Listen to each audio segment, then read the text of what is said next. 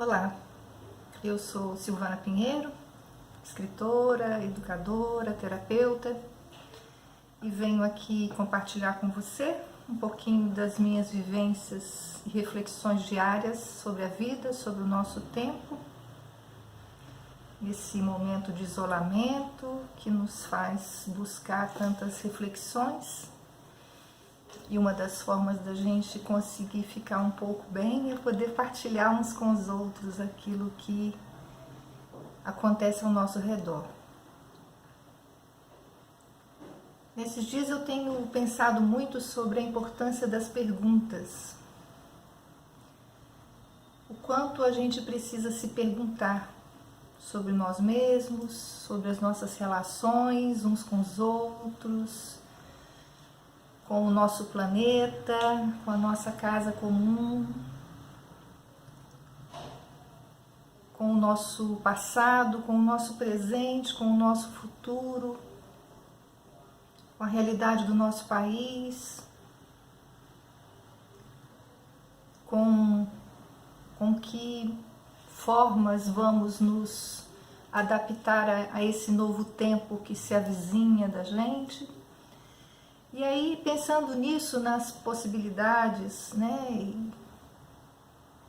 e do tanto que é escuro ainda para nós, o quanto é obscuro para nós essa realidade atual, me vem à mente a importância das perguntas. Eu me lembrei de um livro que eu li há muitos anos, quando eu participava das discussões da Rede Brasil de Alfabetização, que discutia a questão da alfabetização e da educação na América Latina. Tinha na época a liderança da Emília Ferreiro e também aqui no meu estado, da professora Elzi Moraes, com quem eu aprendi muito. Eu lembro de um livro que a gente leu juntas, num grupo de estudos, de partilha sobre a realidade da educação na América Latina, que foi um livro escrito por Paulo Freire com um filósofo chileno chamado Antônio Fagundes, que inclusive veio ao Brasil e a gente teve a oportunidade de conversar e conhecê-lo mais de perto, né? E eles escreveram um livro chamado Por uma Pedagogia da Pergunta, muito interessante. E a estrutura do texto é muito legal, porque eles, na verdade, conversam, dialogam, né, sobre as discussões, sobre essa própria questão do dialogismo, da pergunta, e do que isso tem a ver com a educação, com a formação, né, do educador, com a formação dos aprendizes, né? E o livro começa assim: convencidos da validade de fazermos juntos um livro dialógico, sem pretender de modo nenhum invalidar o esforço de escrever sozinhos, pois tanto eu quanto tu, ao lado de um sem número de intelectuais, continuamos a escrever nossos textos individualmente. Estamos aqui em torno de uma mesa para conversar um livro, e ao fazê-lo estamos aceitando responsavelmente nos expor a uma experiência significativa de um trabalho em comunhão. Isso não significa, porém, de maneira nenhuma, que um tal empenho negue ou anule o que seja marcadamente meu e teu, enquanto expressão mais profunda de nós, no produto final e comum. Este fazer em comunhão, essa experiência dialógica me interessam enormemente.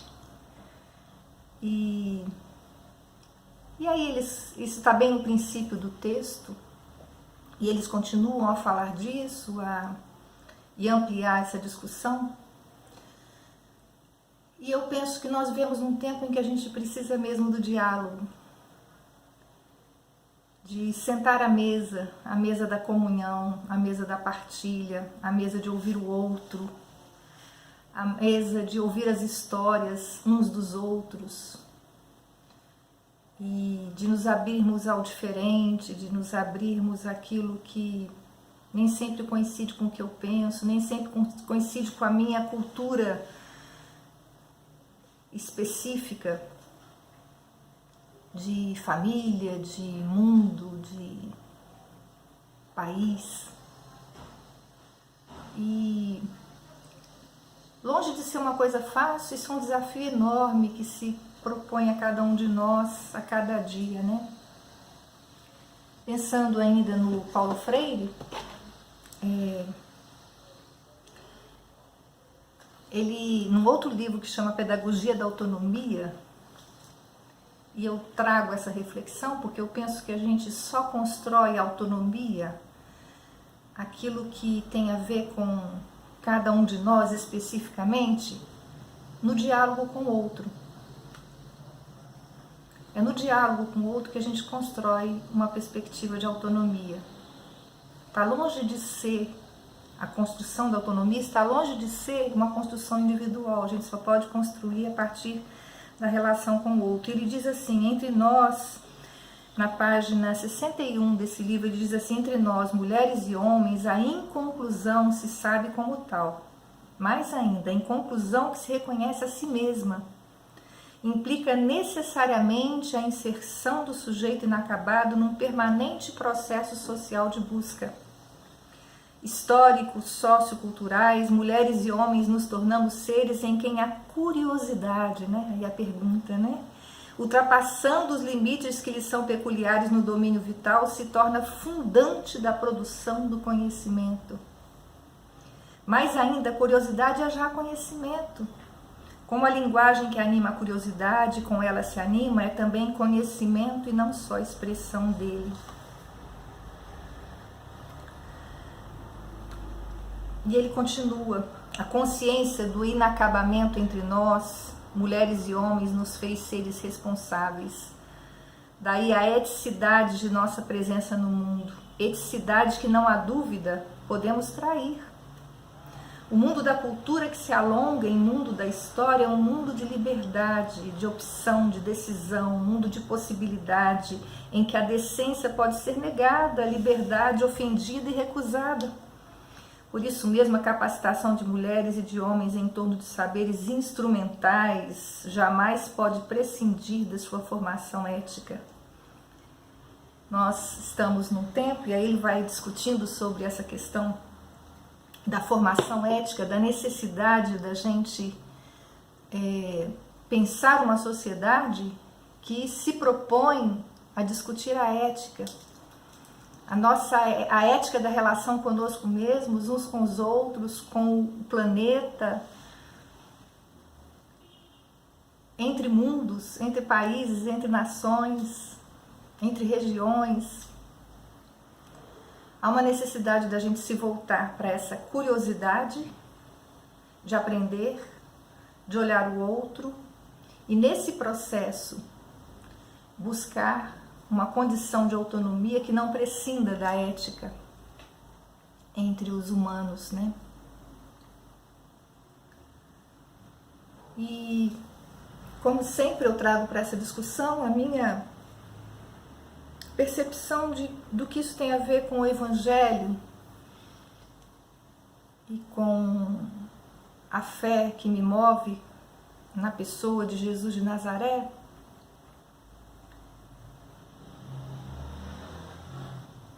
Eu penso que Jesus foi um homem que, enquanto esteve aqui, sempre propunha perguntas. E quando ele perguntava, ele devolvia com perguntas. Se você for estudar a pedagogia de Jesus, você vai ver isso muito forte na pessoa dele, né? O quanto ele levava os seus interlocutores, aqueles com quem ele dialogava e a quem ele não se furtava ao diálogo, quando eram diálogos éticos, ele fazia isso na maioria das vezes por meio de perguntas, em outras vezes por meio de histórias, né? E teve uma vez que ele fez uma pergunta muito importante, eu acho que uma pergunta fundante assim para os seus discípulos, para aqueles que o seguiam, né? Especificamente, para aqueles que queriam de fato estabelecer com ele um diálogo ético, honesto, de busca de crescer, de conhecer no relacionamento, né? ele perguntou assim: o que dizem as pessoas sobre quem eu sou? Uma pergunta interessante, né? Uma pergunta hoje que está meio fora de moda, porque assim, as pessoas não querem muito saber o que o outro pensa, o que o outro não pensa, né? Mas Jesus tinha essa preocupação, assim, o que os outros dizem a respeito do que eu sou? E essa pergunta não era para ele saber quem ele era. Essa pergunta era para saber com quem ele estava dialogando, né? E se o que ele tentava, na sua pedagogia da pergunta e da história, tentava trazer, se isso fazia algum sentido para os seus interlocutores, né? E ele, depois de perguntar isso e os discípulos darem algumas respostas possíveis, ele é um profeta, ele é um filósofo, sei lá quantas respostas vieram ali, as escrituras enumeram algumas. Mas ele torna a perguntar, né? Ele não trata mais da resposta que eles trazem. Ele torna a perguntar, não como uma experiência da qual ele dependesse, mas para que os seus discípulos pensassem a respeito. E vocês, o que pensam que eu sou?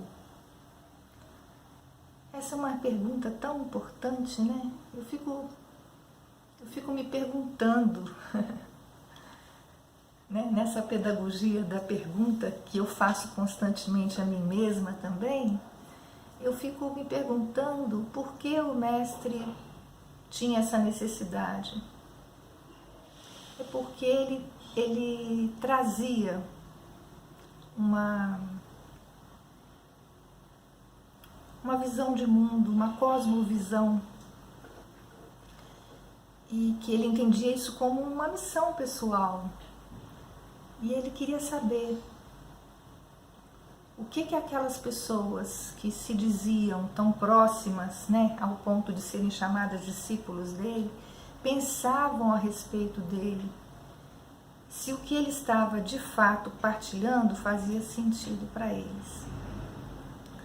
E aí Pedro responde, né, de uma forma muito interessante, reconhecendo que ele era uma pedra fundamental da construção do reino de Deus, né?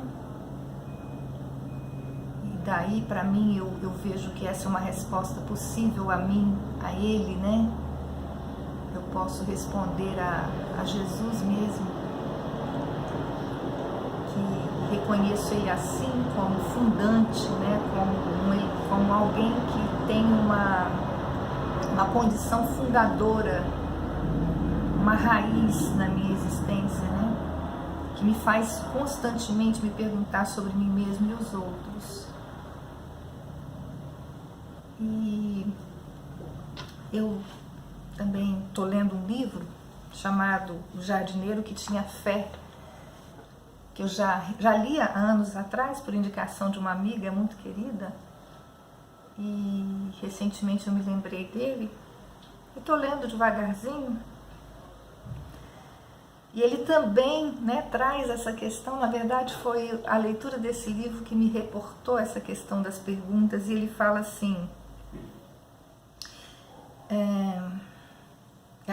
esse livro é de uma escritora mexicana, né, Clarissa Pinkola Estés, né, a mesma autora da Mulheres que Correm com Lobos.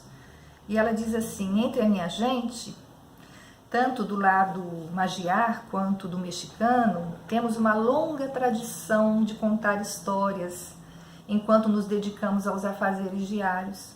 Perguntas sobre como viver a vida, especialmente as que se referem a questões do coração e da alma, são na maior parte do tempo respondidas com uma história, ou uma série delas. Nós consideramos as histórias um parente nosso vivo, e por isso nos parece perfeitamente razoável que, como um amigo chama outro para entrar na conversa, também uma determinada história chama uma segunda história específica, que por sua vez evoque uma terceira, com frequência uma quarta e uma quinta, eventualmente mais outras, até que a resposta a uma única pergunta se estenda por diversas histórias.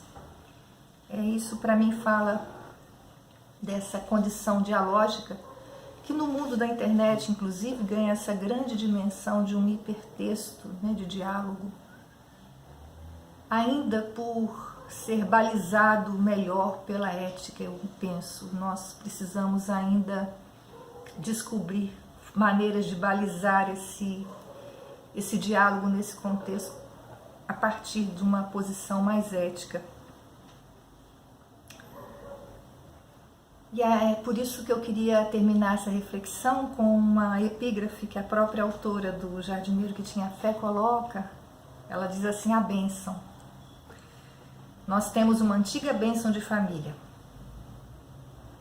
Quem ainda estiver acordado ao final de uma noite de história, sem dúvida irá se tornar a pessoa mais sábia do mundo. Assim seja para vocês, assim seja para todos nós. A autora me fala de que a gente, ao final de um conjunto de histórias, ou um conjunto de perguntas, ou um conjunto de diálogos travados, seja em que espaço for, que isso nos faça acordar, né? E quando a gente estiver acordado ao final disso, que a gente se torne a pessoa mais sábia do mundo. De nada adianta, né? Um conjunto de histórias, um conjunto de perguntas, um diálogo intenso que não nos faça pessoas melhores.